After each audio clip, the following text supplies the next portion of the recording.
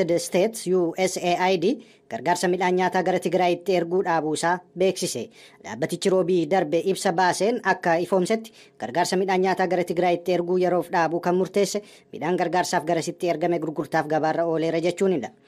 Hooggantuun dhaabbatichaa Samantaa Paawer yeroo ibsa kennanitti kun murtoo ulfaataa ta'us midhaan gargaarsaa namoota rakkoo beelaan miidhamaniif bifa gargaarsaan kenname kaayyoo kennameefiin alatti gabaa naannoo keessatti gurguramaa jiraachuu erga mirkaneeffanneen boodaa jedhaniiru.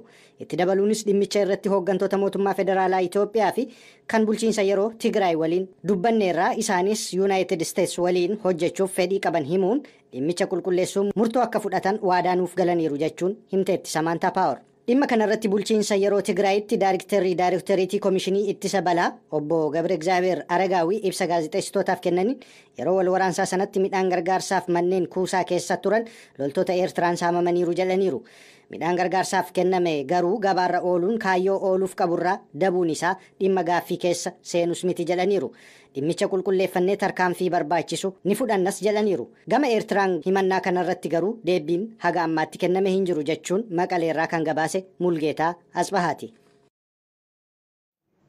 Sababa wal waraansa Sudaan keessatti taasifamaa jiruun Itoophiyaan lammiileen ishee biyyattii keessa jiraachaa turan 3,500 olii baasuu ishee ministeerri dhimma alaa Itoophiyaa beeksisee jira. Gabaasa kanas Mitikuu. Sababa wal waraansa Sudaan keessaa lammiileen Itoophiyaa 3,500 ol Sudaan keessaa baafamuu ministeerri haajaa alaa Itoophiyaa beeksise. Lammiilee Itoophiyaan alattis lammiileen biyyoota 61,000 lakkaa'aman karaa Itoophiyaa ba'aniiru jala ibsichi. Kanas balallii xiyyaaraa 75f Itoophiyaan eeyyama kennuu ishee dubbii himan ministeera haajaa alaa Itoophiyaa Ambaasaddar Mallas Alam sabaa himaaleef ibsaniiru. Namoota gara Sudaan irraa sababa wal waraansaan gara Itoophiyaatti baqatan keessa lammiileen Sudaan 1,400 baqattummaan Itoophiyaa seenanii akka jiranis ibsaniiru. Itti dabaluunis Sudaan keessatti wal waraansii akka dhaabbatuuf yaalii nagaa buusuuf taasifamu Itoophiyaan akka deeggartu ibsa isaanii keessatti eeraniiru jechuun Finfinneerraa kan gabaase Kennedy Abaateeti. Boordiin filannoo biyyaalessaa Itoophiyaa dhimma hiree ofiin murteessuu naannoo Walaayittaa irratti qaamolee dhimma keessaa qaban wajjiniin walgahii taasisee jira. Sababa sirnaa fi seera dhabiinsaatiin kan ka'e erga boordichi bu'ii sagalee kanaan dura kennamee ture fudhatuma dhabsiise asii walgahiin amma paartii siyaasaatii fi qaamolee dhimmichi ilaallatu wajjiniin taasifame isa jalqabaa akka ta'e ibsameera. Naannoo bulchiinsa kibba Itoophiyaa godinaalee 6 fi aanaalee addaa 5 keessatti sagaleen kanaan dura kenname harki caalaan Walaayittaan akka bulchiinsa naannoo of danda'e ta'u murteessee ture. Gocha seeraan ala taasifame raawwatame kanarratti ministeerri haqaa mootummaa Itoophiyaa 7 dura namoota 93 hidhuu isaa gabaasni Mallaskaachoo ammahaa yaadachiiseera. Yemmuu gara oduu biraatti ce'uun immoo wal waraansa Sudaan keessatti itti fufee jiruun kan ka'e lammiileen Sudaanii biyya isaanii gadhiisanii baqachaa jiru. Roobii kaleessaas lammiileen biyyattii lakkoofsi isaanii hedduu ta'e gara Misiritti ce'aniiru. Oduu kana bal'inaan qabna ittanii dhiyaata. Sababa wal waraansa Sudaan keessaan baqattoonni lakkoofsaan baay'ee ta'an roobii kaleessaa gara Ijipt karaa kibbaa seenaniiru. Baqattoonni kunneen magaalaa Aswaa buufata konkolaataa Wadii Karkar keessatti walitti qabamuun nyaataa fi dahannoo eeggataa jiru. Sababa wal waraansa kanaan yoo xiqqaate namoonni 334 qe'ee isaanii irraa buqqa'uun biyyoota ollaa Ijipt, Chaad, Sudaan kibbaa, Waaltaa Rippaabilika Afrikaa fi Itoophiyaatti baqachaa jiraachuu oduun ejensii dhimma baqattoota dhaabbata mootummoota gamtoomanii irraa argame ni ibsa. Sababa jijjiirama qilleensaatiin wal waraansaa fi weerara COVID-19 kan ka'e biyyoottan 58 keessatti namoonni nuusa biliyooniitii ol ta'an wabii midhaan nyaataa dhabuu isaanii dhaabbanni mootummoota gamtoomanii ibsee jira. Oduun kunis ittaanii dhiyaata bal'inaan. Sababoota jijjiirama qilleensaa wal waraansaa fi weerara COVID-19 biyyoota 58 keessatti namoonni nuusa biliyoonaa ol ta'an wabii midhaan nyaataa dhabaniiru jedhe dhaabbanni mootummoota gamtoomanii. Roobii darbee gabaasa dhaabbatichi maxxanseen biyyoota kanneen akka Soomaaliyaa, Itoophiyaa, Afgaanistaan, Burkina Faasoo, Haayitii, Naayijeeriyaa, Sudaan kibbaa fi Yemen keessatti namoonni sababa beelaan du'aa jiraachuu ifoomseera. Kaayyoo dhaabbata mootummoota gamtoomanii addunyaa kan ta'e addunyaa irratti beelatti xumura gochuu kan jedhu hojiirra ooluu dhabuun waggoota 4 darban keessatti namoonni miiliyoona 258 beelaaf saaxilamaniiru jedhan hoogganaan dhaabbata mootummoota gamtoomanii Antooniyoo Guuteres. Akka gabaasa kanaatti namoonni miiliyoona 53 ol biyyoota 25 keessatti sababoota wal waraansaan qe'ee isaanii irraa buqqa'uun warra beelaaf saaxilamanidha. Lakkoofsi namoota beelaaf saaxilamanii kunis seenaa addunyaa waggoota 7 darbaniin yommuu ilaalamu kan bara kanaa baay'ee guddaadha jedha gabaasaan dhaabbata mootummoota gamtoomaniitti kan dhaaba nyaataa fi qonnaa. Dhaabbata mootummoota gamtoomaniitti biyyoottan miseensa isaa gidduutti walamantaan akka jiraatu irratti hojjetamuu qaba jechuudhaan gabaasamee jira. Gabaasa kanas bal'inaan mitikkuutu nutti hima. Biyyoonni addunyaa wal qoodaa fi amantaa walirraa dhabuun yaaddoo guddaa uumaa dhufuu dhaabbata mootummoota gamtoomaniitti golli nagaa eegumsaa dhimma ijoosaa godhate roobii darbee irratti mari'ateera. Addunyaa kanarratti sababoota walitti bu'insaan biyyoota addunyaa gidduutti wal amantaa dhabuun yeroodhaa yerootti dabalaa dhufuun yaaddoo akka ta'e yaada kan dhiyeessan dhaabbata mootummoota gamtoomaniitti dippiloomaatota gola nagaa eegumsaati. Yaa'ii kanarratti warra yaada dhiyeessan keessaa ministeerri haajaa alaa Swiizerlaand Ignaazo Kaasis biyyoota gidduutti wal amantaan jiraachuun nagaaf dhimma murteessaadha jedhan. Itti dabaluunis dhaabbanni mootummoota gamtoomanii daaraa waraana addunyaa lammaffaa irratti kan dhaabbate itti gaafatamummaa wal waraansa ittisuu jedhu qabateeti. Garuu ammayyuu waraana waliin jiraachaa jirra jedhan. Dippiloomaasiin addunyaa yeroo ammaa muddama keessa jira kan jedhan Kaasis miseensonni dhaabbata mootummoota gamtoomaniis rakkoo pilaaneetii kanarra jiruuf yeroo itti gaafatamummaa fudhatan hin mul'atanis jedhan yaa'ii gola nagaa eegumsaa mootummoota gamtoomanii irratti. Dhaabbata mootummoota gamtoomaniitti ambaasaaddara Raashiyaa kan ta'an Vaasilii Nebenza yaa'ii kanarratti dubbii taasisaniin wal amantaa dhabuu akkasumas garaagarummaa kan uuman biyyoota miseensota dhaabbatichaa 15 akka ta'an ibsuun kunis biyyoota warra lixaa jedhamanidha jedhan. Walga'ii kanarratti kan yaada kennan hirmaataan biraan dhaabbata mootummoota gamtoomaniitti ambaasaaddara Albeeniyaa kan ta'an Feerii Hoozaa ga'een gola nagaa eegumsaa mootummoota gamtoomanii biyyoonni gara dirree nagaatti akka dhufan taasisuudha malee bakka nagaan dhibetti gidduu seenanii jeequu miti. Waraana amma Raashiyaa fi Yuukireen dabalatee jechuudha jedhan. Waraanni Sudaan keessa Liibiyaatti ammayyuu filannoon taasifamuu dhabuunii fi dhimmi Haayitii tokkummaa fi wal amantaa dhabuu dhaabbata mootummoota gamtoomanii irraa kan dhufedha jechuun qeeqa isaanii dhiyeessaniiru ambaasaadarri Albeeniyaa Nebenziyaan. Dhaabbata mootummoota gamtoomaniitti itti aanaa ambaasaaddara Firaans kan ta'an Naataaliyeen gama isaaniin seerri dhaabbata mootummoota gamtoomanii cabuun natti mul'ata. Kana yommuun jedhu dhimma waraana Yuukireenii fi Raashiyaa yaadaati. Kunis waraanni kun fedhii biyyoota addunyaaf bakka kennaa hin jiru jedhan. Itti dabaluunis miseensonni dhaabbata mootummoota gamtoomanii 193 gidduu isaaniitti wal amantaa uumachuu qabu. Dhaabbanni mootummoota gamtoomaniis wal amantaan biyyoota gidduutti akka uumamuuf irratti hojjechuu qabas jedhan.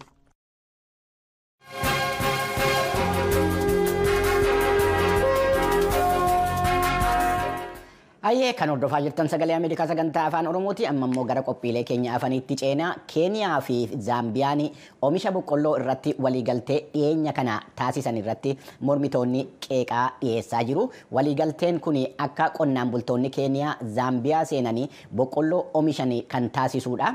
Gabaasa Keetii Shoorti dhimma kana irratti VOAdhaaf qopheessite akka itti aanutti isinii dhiyeessina waliin turru. Hongeen gaafa Afrikaa keessatti hammaate boqqolloon Afrikaa keessatti midhaan nyaataa daran barbaadamu taasisee jira.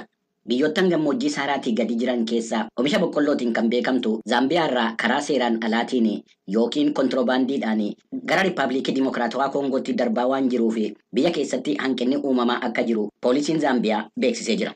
Yaaddoon dhiyeessii boqqolloo ittuu biyya keessa jiru ji'a bitootessaa darbe keessa Zaambiyaan Keeniyaadhaa wajjiniin waliigaltee falmisiisaa ta'e tokko mallatteessitee jirti. Akka waliigaltee kanaatti qonnaan bultoonni Keeniyaa lafa Zaambiyaa irratti boqqolloo oomishanii gara biyya isaaniitti fudhatu. Hooggansa paartii mormituu Koongireesii Dimokiraatawaa biyyaalessaa Zaambiyaa kan ta'an Saabo'ii Imbo'eelaa waliigaltee kana ni mormu. We do have a lot of farmers in this country, and the government also can empower a lot of subsistence farmers so that they grow a lot of maize and they export. Biyya keessaa qonnaan bultoota baay'ee qabna. Mootummaanis qonnaan bultoota biyya keessaa humneessee akka isaan boqqolloo baay'ee misoomsan akkasumas gara biyya alaatti erginu taasisuu danda'a. Maaliif lammiilee Keeniyaa hirmaachisuun barbaachise? Zaambiyaa waliin qofaa akka hojjetan dhiibbaa gochuu qabna. Dhimmichi heeraan ala jechuudhaan erga paartiin qonnaan bultootaa Keeniyaa falmii dhiyeessee booda manni murtii olaanaan Keeniyaa ji'a eebilaa keessa dhimmicha yeroodhaaf dhaabsisee jira. Dhaddachi dhimmicha fuulduratti ilaalu ji'a caamsaa kana keessatti deebi'ee taa'uudhaaf beellamameera.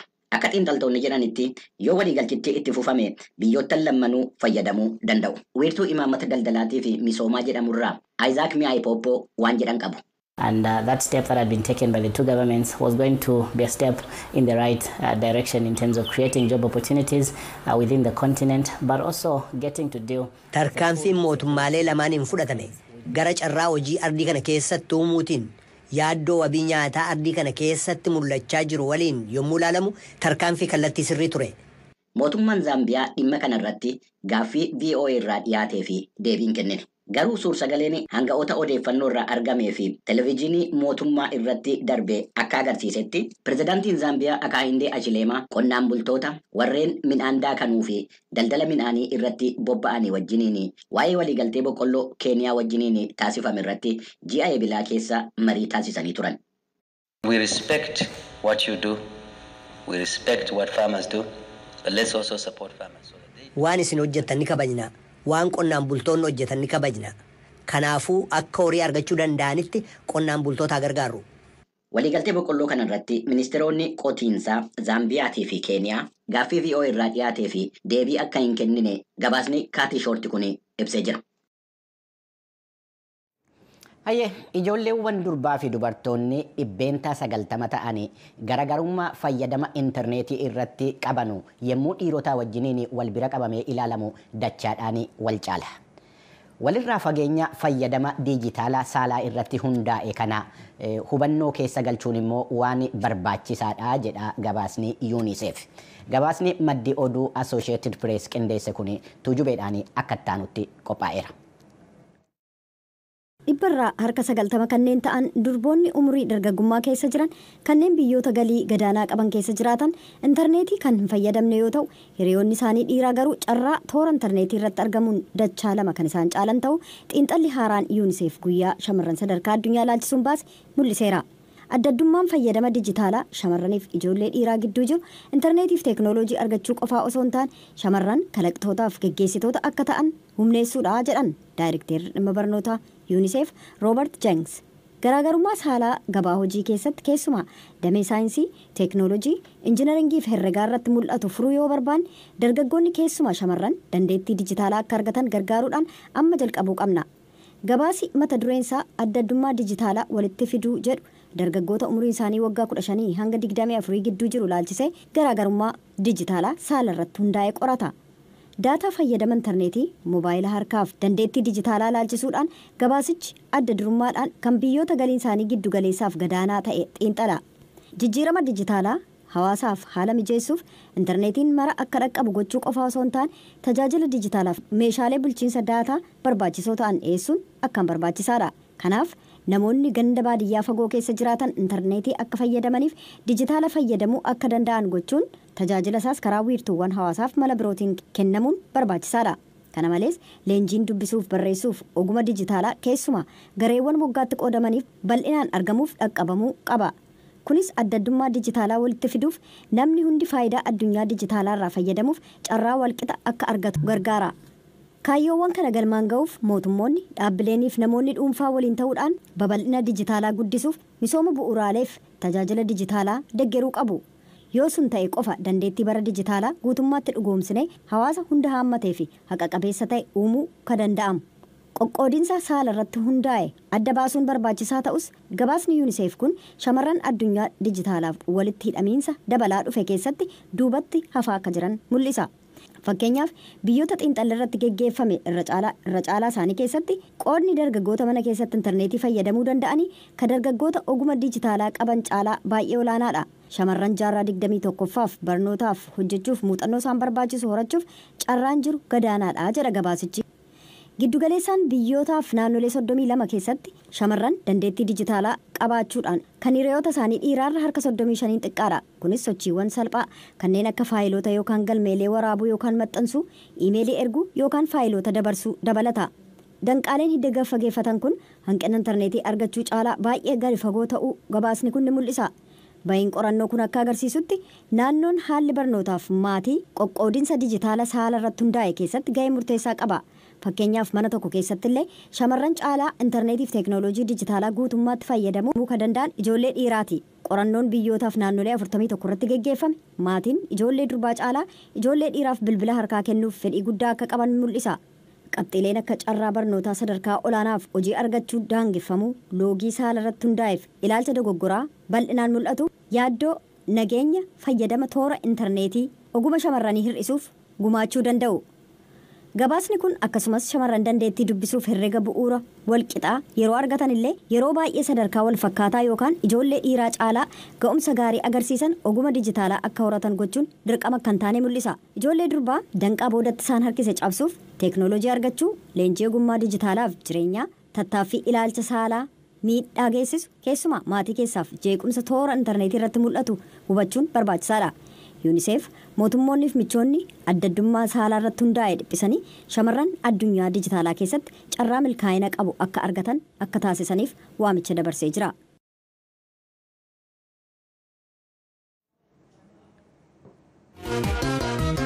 Dhibee fayyaa guddaa ta'uusaa haakimichi muummee Yuunaayitid Isteetsi Dr. Vivek Martii ibsanii jiru. Kophummaan dhibee fayyaa guyyaatti tamboo yookaan sigaaraa doozii tokko darzanii tokko xuuxuutiin namarra ga'uu danda'u walqixxee kan fiduudha jedhanii qophii kana irratti dhimma kana irratti Dr. Naa'omii Abdurrahmaan Ogeettiin waa'ee fayyaatii fi wal'aansa dhibee sammuu Minisootaa irraa yaada kennan qabu jaallanneedha kan isaanii wajjiniin haasa'e ittaanee isinii dhiyaata. Kophummaa jechuun faamiliirraa yookaan hawaasarraa yookaan immoo bakka hojiirraa mana barumsaarraa akka duritti nama wajjin waliin makamanii sooshaalaayis godhuu hogguu dadhabanii kophummaan dhalata. Yeroo baay'ee kan rakkina kophummaa kanaan rakkatanii namoota umriin isaanii hagam ga'udha. Kuni yeroon jijjiiramaa deemaa jira. Yeroo koovidii boodaa kana yoo laallee kophummaa kanaan walumaa galatti namni umrii gurguddaas ijoollee xixinnoos umrii 15 irraa ilaa 29 kan jiraniif hundinuu kophummaa kanaan miidhamaa jiranii. Garuu akkaataa kophummaa kanaan itti miidhamaa jiranii kuni adda adda. Dargaggeeyyiin amma kophummaan kan miidhamaa jiran maali? Kompiitaraa fi sooshaal miidiyaa kana duraan hiriyoota isaanii wajjin faamilii isaanii waliin haasa'uu ka turan san namuu kompiitaruma kanarratti yookaan telefoona irratti fookas godheetumaaf haasawni isaanii hundinuu karaa miidiyaatiin waan ta'eef kophummaan ijoollee dargaggeeyyii irratti itti hammaachaa dhufaa jira. Garuu irra caalaa koovidii kana booda amma akka sarjan jeneraaliin ibsetti 1 in 2 nama lamarraa namni takka Ameerikaa keessatti rakkina kophummaa qabaa jedhanii riisarchiin kana hima.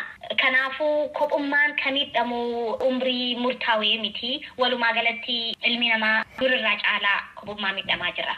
Egaa nam tokko kophaasaa ta'uu yeroo filatu mallattoo gaarii miti jechuudha akka fayyaatti. Nu hundinuu ilmi namaa yeroo gabaabduuf kophaasaa ta'uun suni miidhaa hin qabu. Sa'a takka yookaan sa'a walakkaa kophaa kiyya dabarsuun barbaada namni yoo jee kuni rakkina hin qabu.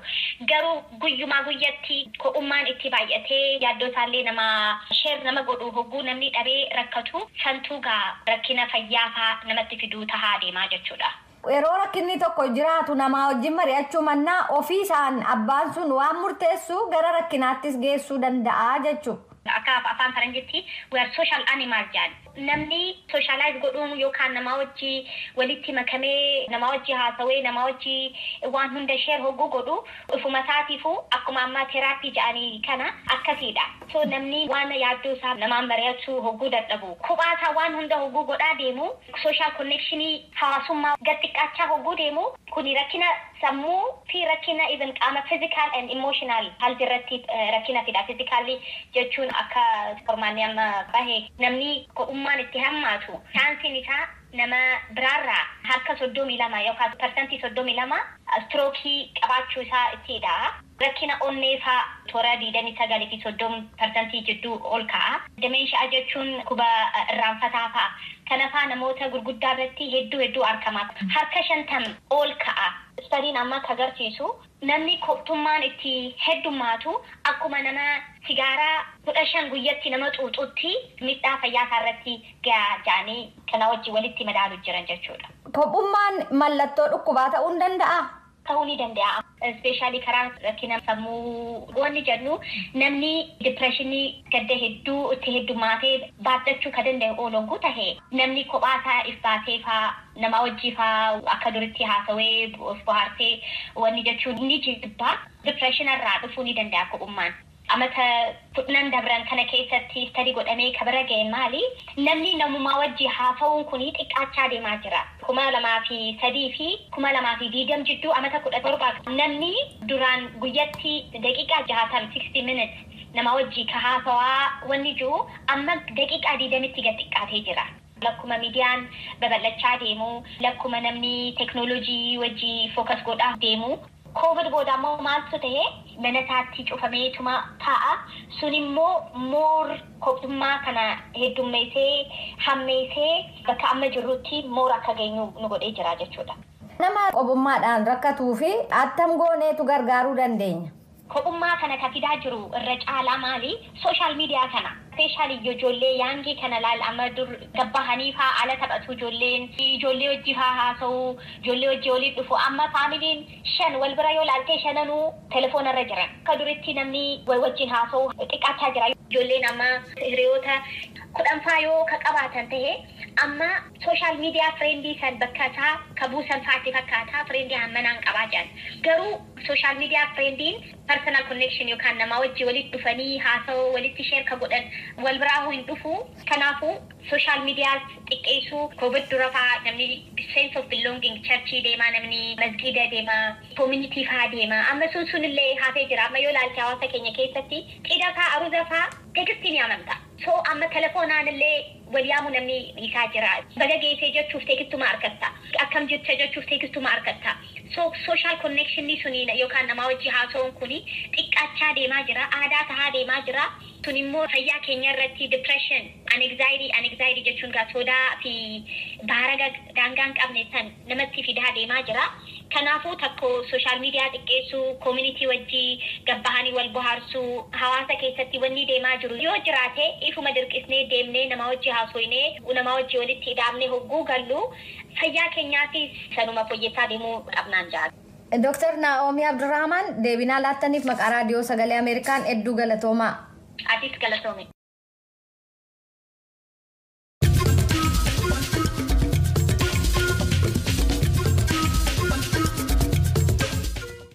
Hayyee kan hordofaa jirtanu sagalee Ameerikaa sagantaa afaan Oromooti.